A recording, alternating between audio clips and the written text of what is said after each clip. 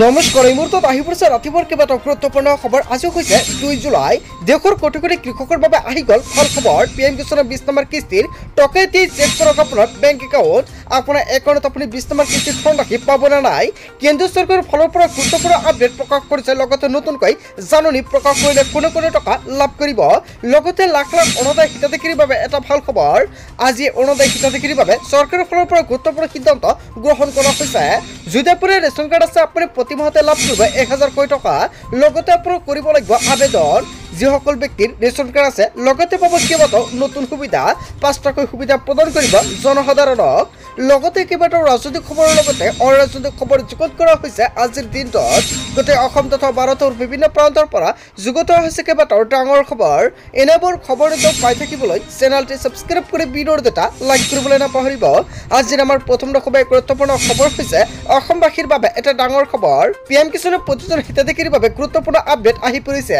PM Kisan সন্মান নিধিৰ যোজনাৰ অতি শীঘ্ৰে ষ্টেটাছটো আপুনি চেক কৰক। To check PM Kisan status, কিয়নো PM কিষাণৰ 20 নম্বৰ কিস্তিত 2000 কৈ টকা প্ৰদান কৰা হ'ব কৃষকসকলৰ একাউণ্টত। কোনে কোনে টকা লাভ কৰিব।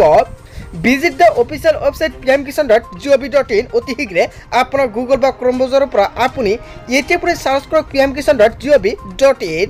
তাৰপিছত আপুনি ক্লিক কৰক নো ইয়ৰ ষ্টেটাছ আণ্ডাৰ ফাৰ্মাৰ কৰ্ণাৰ। চ' প্ৰথমতে আপুনি নো ইয়ৰ ষ্টেটাছত ক্লিক কৰক। তাৰপিছত দেখা পাব ইয়াতে enter your registration number on captcha code. প্ৰথমতে আপুনি ৰেজিষ্ট্ৰেশ্যন নাম্বাৰটো বহাই দি দিয়ক। তাৰপিছত আপোনাৰ কেপচা কোডটো আপুনি বহাই দিয়ক। বহাই দি দিয়াৰ পিছত দেখাব আপুনি ক্লিক গেট OTP। আপুনি ক্লিক গেট OTP ক্লিক কৰক। তাৰপিছত OTP will be sent to your ইকজি ৰিচিভিড মোবাইল নাম্বাৰ। চ' বন্ধু বান্ধৱীসকল, আপোনাৰ যিখন ইকজি কৰা হৈছে আৰু ইকজি কৰাৰ সময়ত যিখন আপোনালোকৰ মোবাইল নাম্বাৰ দিছিলে বা আধাৰ কাৰ্ডৰ সৈতে লিংক হৈ আছিলে, সেইখন আধাৰ কাৰ্ডৰ মোবাইল নাম্বাৰত আপোনাৰ এটা OTP যাব আৰু OTPটো আপুনি তাতে বহাই দি দিয়ক। বহাই দি দিয়াৰ পিছত verify view the instalment details. So' আপুনি তাৰপিছতে চেক কৰিব পাৰিব আপোনাৰ ইনষ্টলমেণ্ট আপোনাৰ 20 নম্বৰ কিস্তিৰ ধনৰাশি পাব নে নাই। যদি আপোনাৰ 20 নম্বৰ কিস্তিৰ টকাটো প্ৰচিদ্ধ হৈছে তেনে ক্ষেত্ৰত আপোনাৰ একাউণ্টত 20 নম্বৰ কিস্তিৰ ধনৰাশি লাভ কৰিব।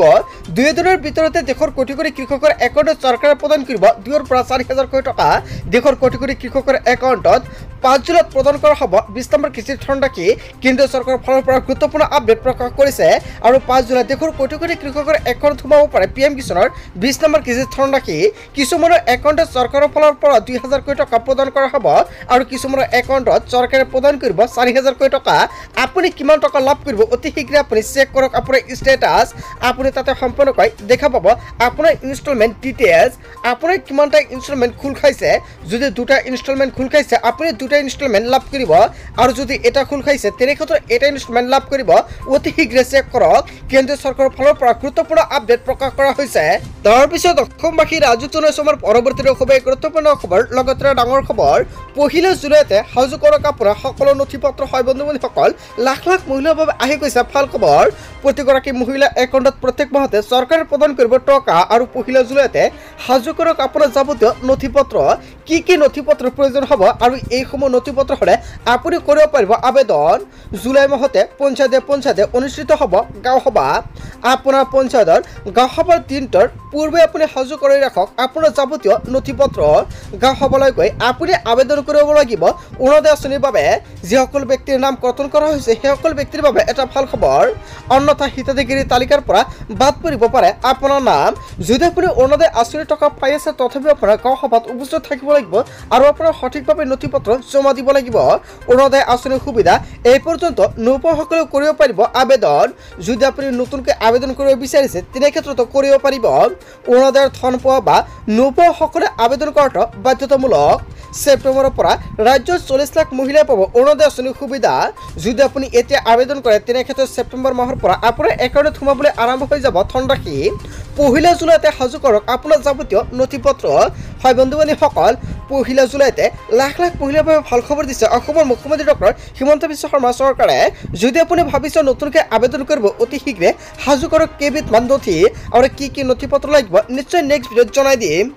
তাৰ পিছত অসমবাসী ৰাজক জনাইছো আমাৰ পৰৱৰ্তী খুবেই গুৰুত্বপূৰ্ণ খবৰ লগতে ডাঙৰ খবৰ উচ্ছেদক সমৰ্থন কৰি অসমীয়াই নিজৰ ভৰিত নিজে কুঠাৰ মাৰিছে কেইবাটাও ডাঙৰ মন্তব্য কৰিছে অখিল গগৈয়ে মুছলমান বুলি কৈ এজন লোকৰ ঘৰ বুলডোজাৰে ভাঙি পেলোৱা হৈছে অসমীয়াক দুখীয়া কেৱল এয়াই নহয় অসমীয়াক দুখীয়া আৰু ভূমিহীন কৰাৰ বাবে উচ্ছেদ প্ৰক্ৰিয়া আন একোৱেই নহয় জনজাতীয় লোকৰ উচ্ছেদক তল পেলাবলৈ মুছলমানক উচ্ছেদ কৰা হৈছে মুছলমান বিদ্বেষী নীতিৰে অসমখন ধ্বংস কৰিবলৈ ওলোৱা কাৰ্য বন্ধ কৰক চৰকাৰে শিক্ষাৰ মান উন্নত হ'বলগীয়াৰ সময়তে শিক্ষাৰ্থীৰ ঘৰ ভাঙি দিয়া হৈছে পৰীক্ষাৰ সময়ত ঘৰ ভাঙিলে ক'ত শিক্ষাৰ্থীয়ে ফলাফল কৰিব পাৰিব বিদেশী বুলি খেদি দিব পাৰিলে উচ্ছেদ কৰাটো বেলেগ কথা যদি উচ্ছেদিত পুনৰ অসমতে থাকে তেতিয়া অসমৰ অৰ্থনৈতিক মান উন্নত নহয় বুলি মন্তব্য কৰিছে বা উন্নত হ'ব কষ্ট কৰি সৰু ঘৰ এটা বনাইছে তেতিয়া আৰু সেই ঘৰখন মানুহে যেতিয়া ভাঙি দিব তেতিয়া কি অৱস্থা হ'ব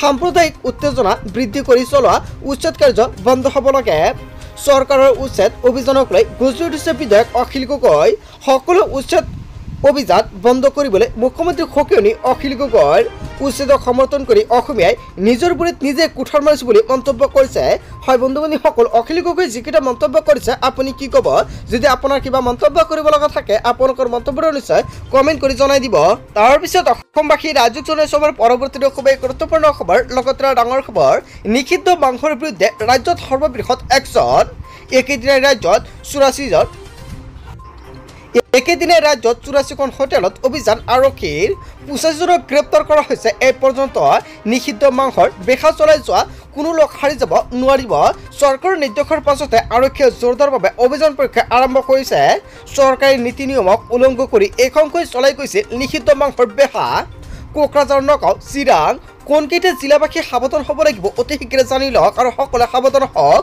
আৰু আজিৰ ভিডিঅ'টো সকলোৱে বেছিকৈ শ্বেয়াৰ কৰি দিয়ক নলবাৰী ধুবুৰী ছয়গাঁওবাসী সাৱধান হওক গুৱাহাটী চৰাইদেউ ডিব্ৰুগড় খাৰুপেটীয়া লখিমপুৰ আৰু হাইলাকান্দি কেৱল এয়াই নহয় ৰূপীহাট বৰপেটা বঙাইগাঁওবাসী মৰিগাঁও লাহৰীঘাট কেৱল এয়াই নহয় কেইবাখনো জিলাৰ নাম উল্লেখ কৰিছে আৰু এইকেইখন জিলাৰবাসী সাৱধান হওক মৰিগাঁও লাহৰীঘাটত চলাব বৃহৎ অভিযান আৰু কেইবাখনো জিলাৰ নাম এতিয়ালৈকে উল্লেখ কৰা নাই নিশা পৰ্যন্ত আন প্ৰান্তত চলি আছে তীব্ৰতৰ অভিযান প্ৰক্ৰিয়া নিশালৈকে আৰু অধিক গ্ৰেপ্তাৰ হোৱাৰ সম্ভাৱনা আছে সো বন্ধু বান্ধৱীসকল আজিৰ ভিডিঅ'টো সকলোৱে বেছিকৈ শ্বেয়াৰ কৰি দিয়ক আৰু সকলোৱে সাৱধান হৈ যাওক অন্যথা আপুনি পৰিব ভয়ংকৰ বিপদৰ সন্মুখীনত তাৰপিছত অসমবাসী ৰাজক জনাইছো আমাৰ পৰৱৰ্তী খুবেই গুৰুত্বপূৰ্ণ খবৰ লগতে ডাঙৰ খবৰ ধুবুৰীত প্ৰৱেশ নিষিদ্ধ হ'ল গৌৰৱ গগৈৰ ইয়াৰ পৰা ধুবুৰীত প্ৰৱেশ কৰিব নোৱাৰিব সাংসদ গৌৰৱ গগৈয়ে শীঘ্ৰেই কংগ্ৰেছৰ সভাপতি গৌৰৱ গগৈক ক্ষমা খোজাৰ দাবী কৰিছে অন্যথা গৌৰৱ গগৈৰ প্ৰৱেশ কৰিব নোৱাৰিব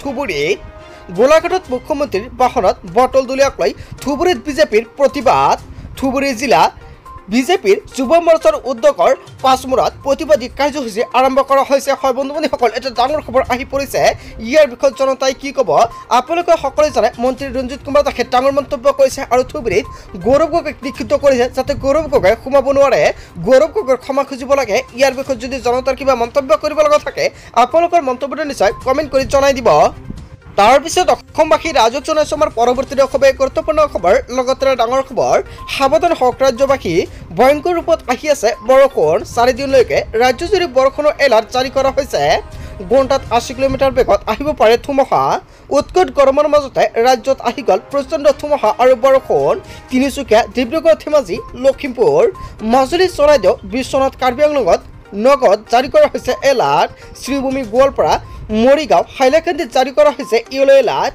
এইকেইখন জিলাবাসী সাৱধান হওক লগতে এইকেইখন জিলাত বৰষুণ বা ধুমুহাৰ সৃষ্টি হৈছে নেকি যদি হৈছে কোনটো জিলা আপুনি কমেণ্ট কৰি মেনশ্যন কৰি জনাই দিব তাৰপিছত অসমবাসী ৰাজক জনাইছো আমাৰ পৰৱৰ্তী খুবেই গুৰুত্বপূৰ্ণ খবৰ লগতে ডাঙৰ খবৰ সদ্য সমাপ্ত পঞ্চায়ত নিৰ্বাচনক লৈ ডাঙৰ খবৰ আহি পৰিছে পঞ্চায়তৰ সভাপতিৰ বিৰুদ্ধে আনিব নোৱাৰিব অনাস্থা প্ৰস্তাৱ অৰ্ডাৰ সদস্যই সততে সভাপতিৰ বিৰুদ্ধে আনে অনাস্থা প্ৰস্তাৱ আৰু 2.5 বছৰ পৰ্যন্ত সভাপতিৰ বিৰুদ্ধে অনাস্থা প্ৰস্তাৱ ল'ব নোৱাৰিব সদস্যই কেৱল ইয়াৰ নহয়, কাৰ্যকালৰ 2.5 বছৰৰ পিছত প্ৰয়োজনত এবাৰ আনিব পাৰিব অনাস্থা প্ৰস্তাৱ। 8 সদস্যই নিৰ্বাচন কৰিব পাৰিব পঞ্চায়তৰ সভাপতি।